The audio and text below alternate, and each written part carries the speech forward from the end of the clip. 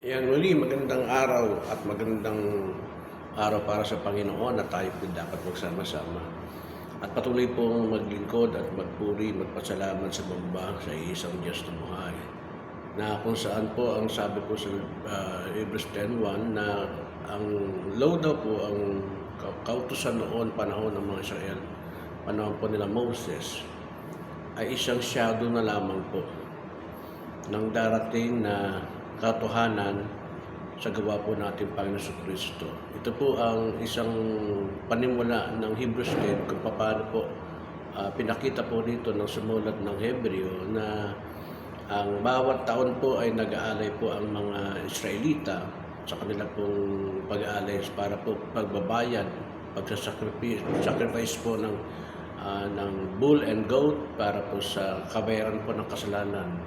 Kaya nga lang ito po ay nagiging isang monotonous issue na lamang para po sa kanila sapagkat yearly nag-aali po sila pero nagiging takip lamang at hindi nagiging karapat-dapat na tunay yung kanilang pong pag-aalay sapagkat patuloy lamang pong hindi nasusolusyonan ang kanila pong mga kasalanan at gawain pang sanlibutan o gawain ng panlaman na sumisira po at humahadlang po sa presensya po ng Panginoon para po sa kanila na mapahayagan po sila ng katotohanan na ang Diyos po ang siya patuloy na dapat nilang sundin at ang kalooban ng Diyos ay maghari, ang soberenya ng Diyos ay patuloy pong sumamiing papawid o ibig sabihin lumagana po, no?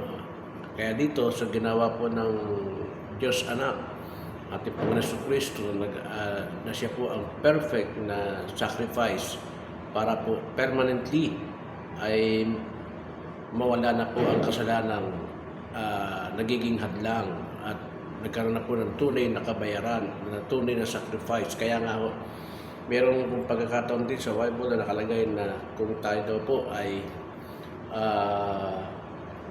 magkakaroon po ng patuloy na pagkakasala katulad po ng ginagawa po ng Israelita ay wala na pong haing ibibigay po sa atin. Once lang naghain at ito po ang pinaka-perfect na paghain o sacrifice na ginawa po ng ating Panginoon Kristo na sukat natin po ikaligtas. Kaya naman tayo po ay naging malaya na sa pamamagitan po ito ay patuloy na po tayo makakapasok po sa kabanal-banalan dako sa pamamagitan po ng ginawa ng ating Panginoon Kristo.